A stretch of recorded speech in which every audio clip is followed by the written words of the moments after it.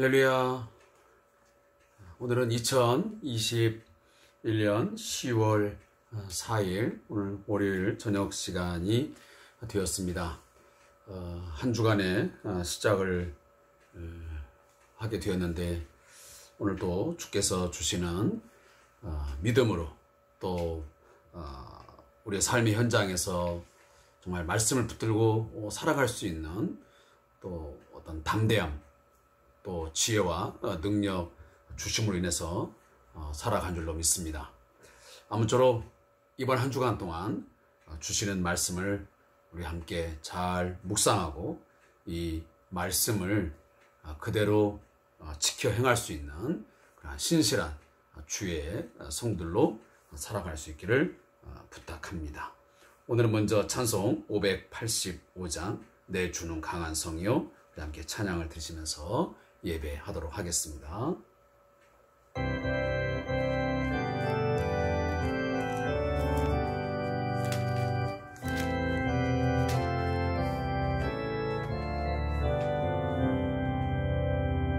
내 주는 강한 성이요, 방패와 병기 되시니 큰 환난에서 우리를 구하여 내시리로다. 옛 원수 마귀는 이때도 힘을 써 모략과 권세로 무기를 삼으니 천하에 누가 당하랴. 내 힘만 의지할 때는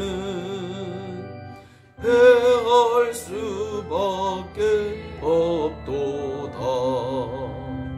힘 있는 장수 나와서 날 대신하여 싸우네.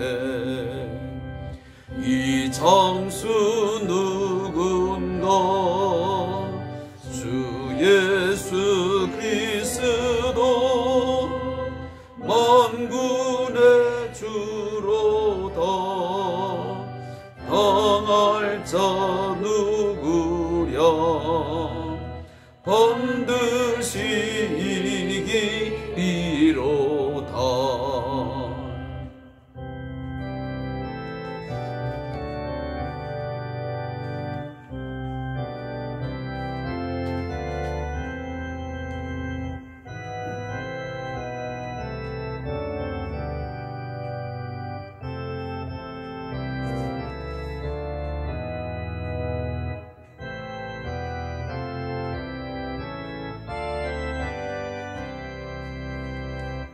이 땅의 마귀들 끌어 우리를 삼키려 하나. 겁내지 말고 섰거라. 진리로 이기리로다. 친척과 재물과 명예와 생명을 다 빼앗긴데도 진리는 살아서 그 나라 영원하리라.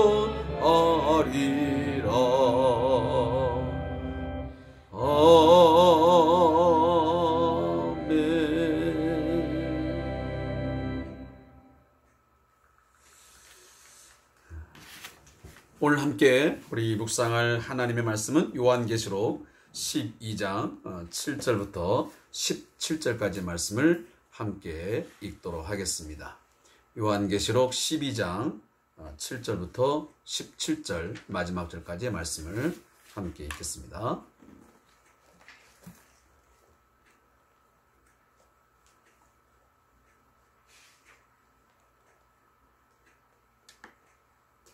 함께 말씀을 읽겠습니다. 시작. 하늘에 전쟁이 있으니 미가엘과 그의 사자들이 용과 더불어 싸울세. 용과 그의 사자들도 싸우나 이기지 못하여 다시 하늘에서 그들이 있을 곳을 얻지 못한지라. 큰 용이 내쫓기니 옛뱀 곧 마귀라고도 하고 사탄이라고도 하며 온 천하를 꿰는 자라. 그가 땅으로 내쫓기니 그의 사자들도 그와 함께 내쫓기니라. 내가 또 들으니 하늘에서 큰 음성이 있어 이르되 이제 우리 하나님의 구원과 능력과 나라와 또 그의 그리스도의 권세가 나타났으니 우리 형제들을 참소하던 자 곧 우리 하나님 앞에서 밤낮 참소하던 자가 쫓겨났고 또 우리 형제들이 어린 양의 피와 자기들이 증언하는 말씀으로써 그를 이겼으니 그들은 죽기까지 자기들의 생명을 아끼지 아니하였도다. 그러므로 하늘과 그 가운데에 거하는 자들은 즐거워하라. 그러나 땅과 바다는 화 있을진저 이는 마귀가 자기의 때가 얼마 남지 않은 줄을 알므로 크게 분내어 너희에게 내려갔음이니라 하더라. 용이 자기가 땅으로 내쫓긴 것을 보고 남자를 낳은 여자를 박해하는지라. 그 여자가 큰 독수리의 두 날개를 받아 광야 자기 곳으로 날아가 거기서 그 뱀의 낯을 피하여 한 떼와 두 떼와 반 떼를 양육받으매 여자의 뒤에서 뱀이 그 입으로 물을 강같이 토하여 여자를 물에 떠내려 가게 하려 하되 땅이 여자를 도와 그 입을 벌려 용의 입에서 토한 강물을 삼키니 용이 여자에게 분노하여 돌아가서 그 여자의 남은 자손 곧 하나님의 계명을 지키며 예수의 증거를 가진 자들과 더불어 싸우려고 바다 모래 위에 서 있더라. 아멘. 오늘 함께 읽은 오늘 본문을 두 부분으로 나누어서 오늘 이 시간 함께 말씀을 묵상하겠습니다. 먼저 12장 7절부터 12절까지의 말씀은 하늘에서 일어난 영적 전쟁이라는 제목으로 기술되어 있습니다. 이 본문을 요약하면 미가엘과 그의 천사들은 마귀 무리와 싸워 하늘로부터 쫓아냅니다. 하늘에서는 마귀가 쫓겨났기 때문에 나타난 구원과 능력과 나라와 권세에 대한 큰 음성이 들리게 됩니다. 하늘의 성들은 예수님의 피와 증언하는 말씀이 마귀를 이겼음을 선포합니다. 자기 때가 얼마 남지 않은 마귀는 크게 분을 내며 땅의 성들에게 내려가게 됩니다. 자, 오늘 우리가 함께 읽은 이 본문은 이미 앞전에 이 하늘에서 큰 어떤 이적이 나타나게 됐는데 그것은 뭐냐면 해를 입은 한 여자가 등장을 하게 됩니다. 자, 그 발 아래는 달이 있고 그 머리에는 12별의 관을 쓰게 되었던 것입니다. 근데 거기에 반해서 또 큰 붉은 용이 이제 등장을 하는데 그 용의 모습은 머리가 7이고 그리고 뿔은 10이며 그리고 그 머리에는 7 왕관을 쓴 그러한 두 무리가 이렇게 서서 이제 대적하는 그런 모습이 오늘 함께 읽었던 바로 앞전에 나왔던 내용들이었습니다. 자, 제가 어제 그저께 토요일 날 말씀을 드렸지만 여기 나오는 여기 해를 입은 옷 입은 여자는 누구를 상징하냐 할 때에 바로 교회를 상징한다라고 제가 말씀을 드렸습니다. 그리고 여기 나오는 붉은 용은 바로 사단, 마귀를 상징한다고 제가 말씀을 드렸고 결국은 이 붉은 용이 여자를 결국은 삼키려고 또 끊임없이 이제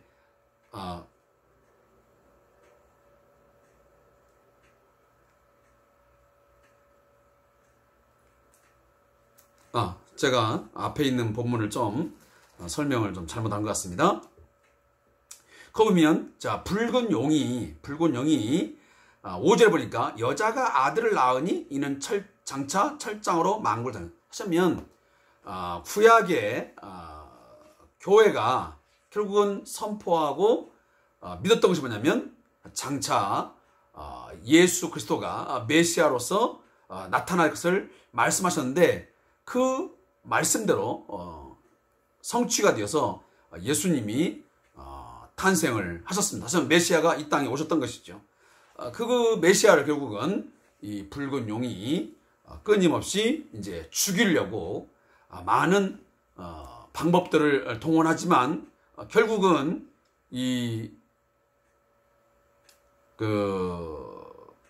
철장 권세를 가지신 이 메시아가 승리를 하게 되는 그런 모습을 이제 우리가 앞부분에 보았습니다. 특히나 이 메시아를 통해서 이루어진 이 교회가 결국은 광야로 이제 도망을 가게 되는데 그 광야에서 얼마 동안 그것은 뭐냐면 초림부터 재림까지 상당한 박해와 핍박이 있게 될 것을 말씀을 하셨습니다.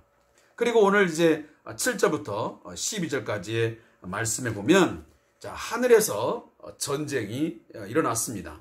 근데 그 전쟁을 보니까 바로 미가엘과 그의 사자들 한 그룹이고 또 하나의 그룹은 용과 그의 사자의 그룹이었습니다. 이 두 그룹 사이에 큰 전쟁이 일어나게 되는데 그 전쟁에서 결국은 누가 승리를 하게 됩니까? 결국은 이 미가엘과 그의 사자들이 이 용과 더불어서 싸워서 승리를 하게 됩니다. 그리고 그 결과로 이 큰 용이 내쫓김을 이제 당하게 되는 것이죠. 자, 이 영상은 그러면 이 영적 전쟁은 언제 어떤 상황을 과연 염두에 두고 이것을 설명하는 거냐라고 한다면 어떤 사람들은 이것은 처음 사단과 마귀가 쫓김을 당할 때 그 상황을 이야기한 것이다 하는 분도 있고 이 상황은 예수님의 그 십자가의 그 승리 그가 십자가에 달려서 모든 사람의 죄를 대속하는 그 대속물로 바쳐짐으로 인하여 그 하나님의 계획이 다시 말하면 하나님의 구속의 그 계획이 이루어짐을 통해서 하나님의 승리를 가져오게 된 것이죠. 어찌 보면 세상적으로 보면 예수님이 십자가에 매달린 것이 그가 죽으신 것이 실패한 것 같이 보이지만 이것은 결국 마귀를 향한 그리고 죄에 대한 하나님의 승리가 선포된 것입니다. 그 승리를 확인하고 그 하나님께서 십자가를 통해서 승리했다고 하는 것을 확실하게 확증하는 게 뭐냐면 바로 부활이라는 것이죠. 결국은 죄의 문제를 완전하게 다 해결하고 속죄가 이루어졌음을 예수님의 죽으심을 통해서 그가 대신 짊어지고 하나님의 어린 양으로서 죽임당하여 모든 사람의 죄를 대속하여 죽임을 당하였다. 그래서 죄를 이겼다. 죄의 문제를 다 해결해버렸다. 라를 그것을 결정적으로 선포하는 것이 바로 이 예수님의 부활입니다.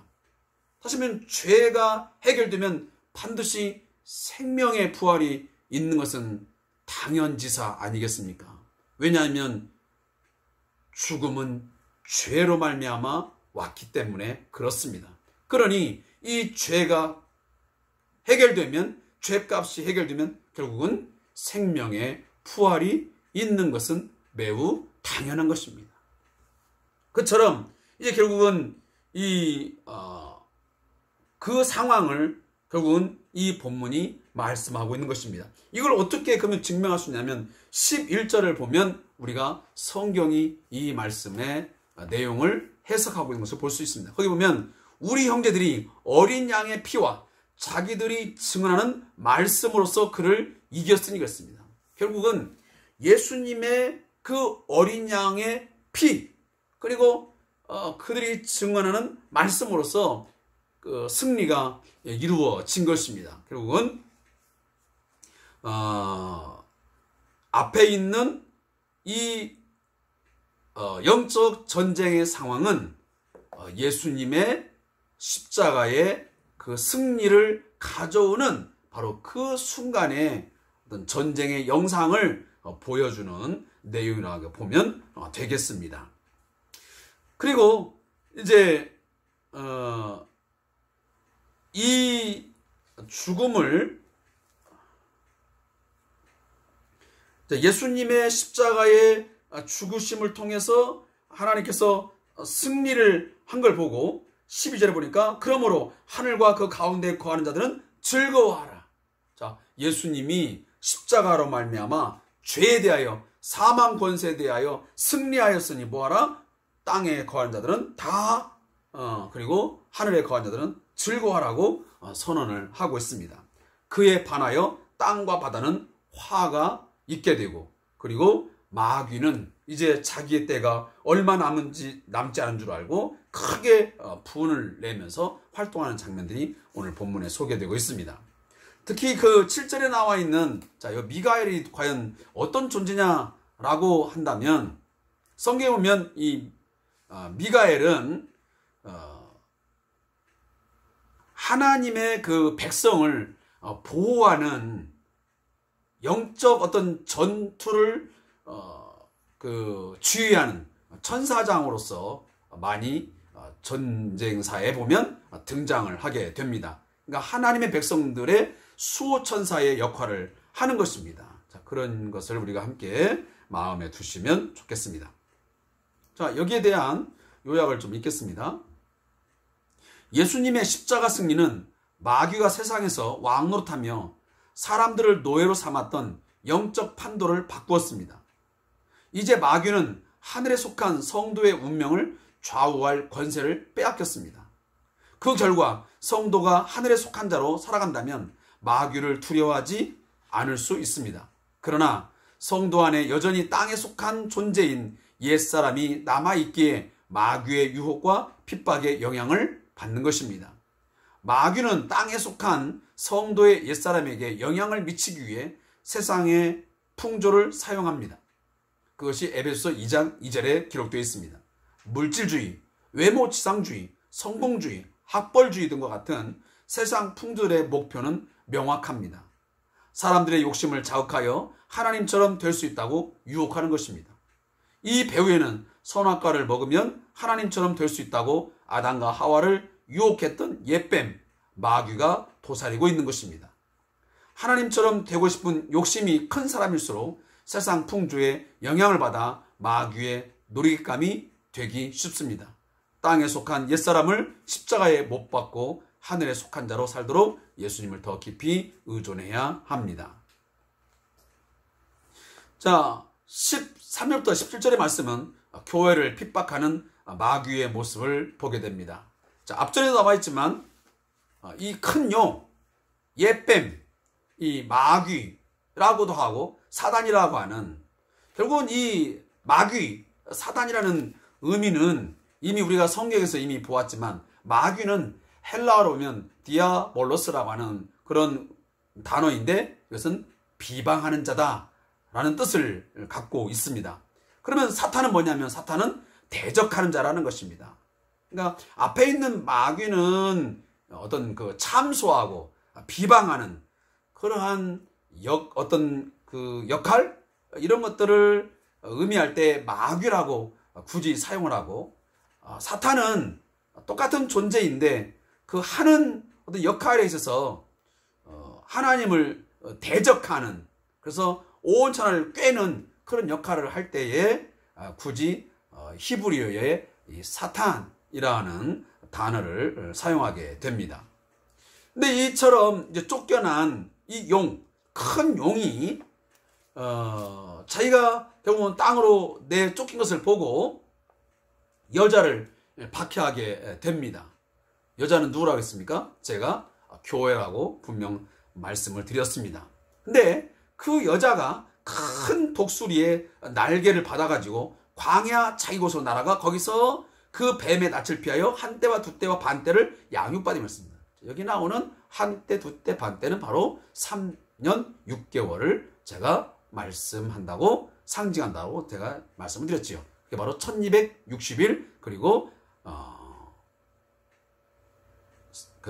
42달이라는 단어로 설명한 적이 있습니다. 그러니까 1260일, 42달, 그다음에 3년, 그러니까 한 때, 두 때, 반 때는 다 동일한 그런 기간을 말하는데 이 기간은 무엇을 상징하느냐? 결국은 예수님의 초림부터 예수님의 재림까지의 그 한정적인 기간을 의미하는 것이다 라고 우리가 반드시 머릿속에 기억하고 이 본문을 보았으면 좋겠습니다. 그러니까 교회를 향한 핍박과 박해가 영원히 되는 것이 아니고 일정한 하나님이 정하신 그 기간에만, 하나님이 허용하신 한 해만 그것이 주어진다는 것을 말씀하는 것입니다. 그리고 그 이후에는 반드시 그 핍박과 박해 가운데서도 하나님이 교회를 지키시지만 끝까지 믿음을 지키고 하나님을 경외하는 그들에게는 결국은 궁극적으로 하나님의 승리를 맛보게 하여 하나님의 나라의 구원의 잔치에 참여하는 영광스러운 복을 누리게 된다라고 하는 것을 오늘 본문이 계속적으로 우리에게 설명을 하고 있는 것입니다. 결국은 이 뱀이 이 여자를 공격하고 박해하기 위해서 그 입으로 물을 강같이 토해냅니다. 여기 나오는 이 물이 아주 많은 물이 지금 토해내지는 것이잖아요. 자, 이것은 무엇을 의미하냐면 구약에서 보면 많은 물, 어떤 큰 물, 이런 것들은 어떤 걸 상징하냐면 혼돈의 세력, 특히나 홍해 바다의 그 물이 이스라엘 백성들의 가는 길에 길을 막잖아요. 그 큰 물을, 그 깊은 물을 하나님이 어떻게 하십니까? 그것을 갈라버립니다. 그 악한 하나님의 역사에 반대하는 그 악한 세력을 물리쳐버리는 것이죠. 따라서 여기 큰 물, 많은 물은 곧 이 악한 세력을 상징적으로 표현해주는 구약적인 용어입니다.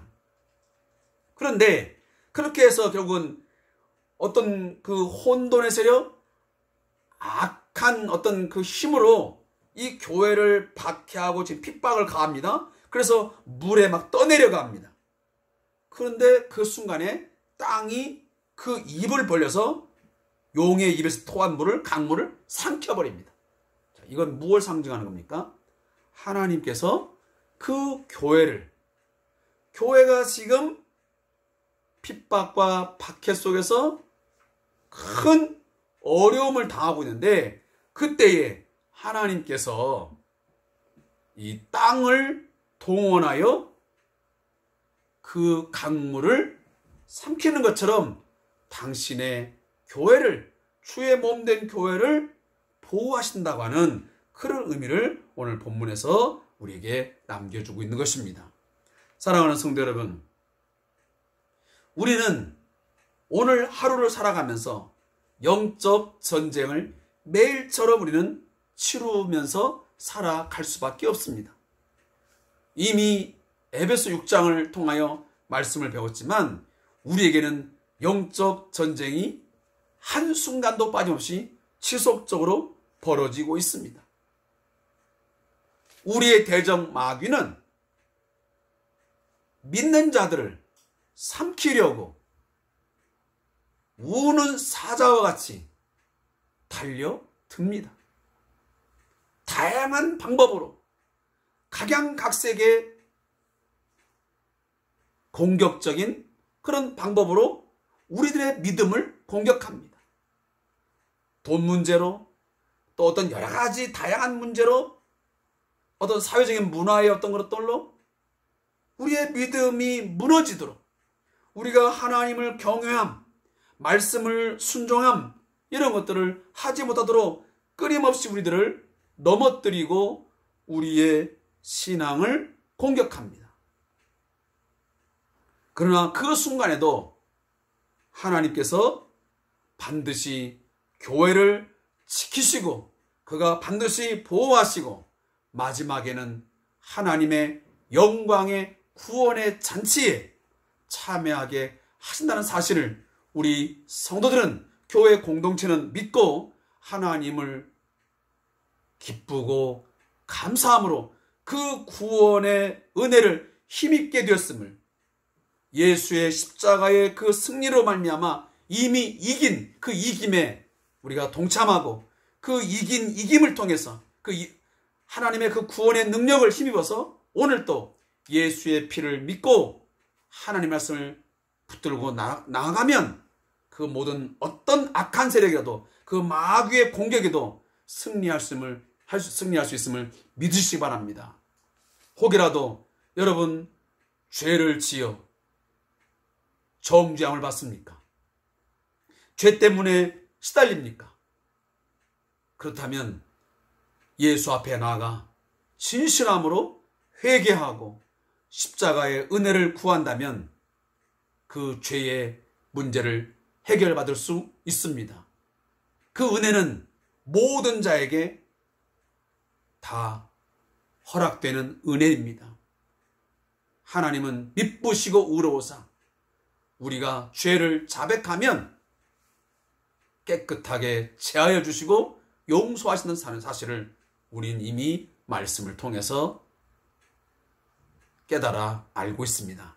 이 말씀이 그대로 이루어진 것을 믿고, 또 하나는 성령의 검, 하나님의 말씀을 붙들고 그 말씀을 의지하여 살아간다면, 사랑하는 성도 여러분, 오늘 이 세상의 여러 가지 다양한 루트를 통해서 사단이는 우리를 공격해 오지만 말씀으로 나아가면 승리하게 될 줄로 믿습니다. 이것을 꼭 기억하시고 말씀을 매일매일 묵상하시고, 혹시라도 유혹이 오고 시험이 오고 환난이 올 때마다 기도하십시오. 하나님, 말씀을 내게 주시옵소서. 하나님의 말씀이 생각나게 하시고 그 하나님의 말씀으로 인해서 내가 지혜를 얻어 이 어려움을, 이 갈등을, 때로는 이 혼란스러움 속에서 해결해 나가고 이겨낼 수 있도록 강하고 담대한 믿음을 내게 주시옵소서. 기도하십시오. 그러면 반드시 이기게 될 줄로 믿습니다. 마지막 17절입니다. 용이 여자에게 분노하여 돌아가서 자기가 결국은 패배함을 알았기에 사단과 마귀는 하나님의 말씀으로, 그리고 그 어린 양의 피로 말미암아 큰 패배를 당하였고, 그리고 지금도 그 패배를 맛보고 있기 때문에 결국은 그가 분노하여 돌아가서 어떻게 합니까?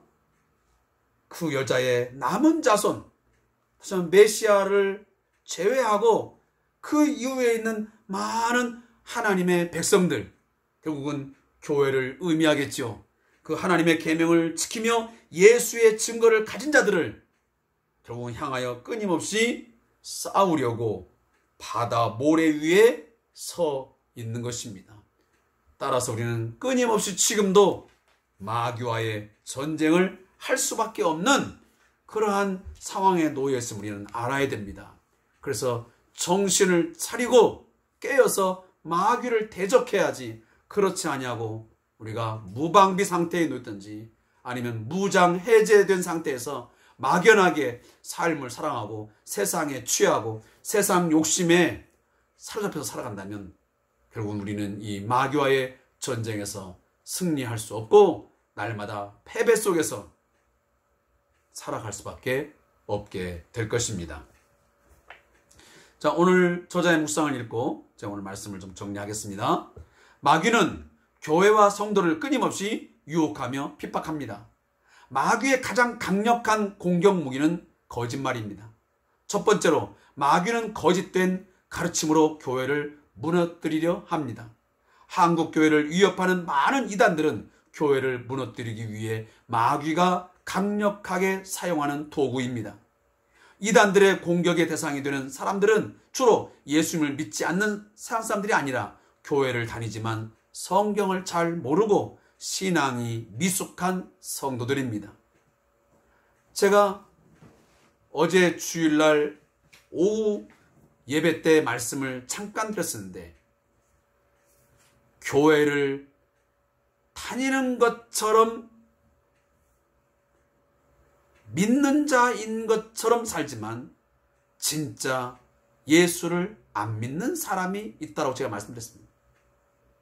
예수를 믿는 자처럼 살아가지만, 교회를 다니는 것처럼 살아가지만 진짜 교회 공동체의 지체가 아닌 성도, 예수를 진짜 안 믿는 성도가 아니면 사람이 있다라는 사실을 다시 한번 제가 오늘 이 이야기를 드리면서 재확인해 주고 싶습니다.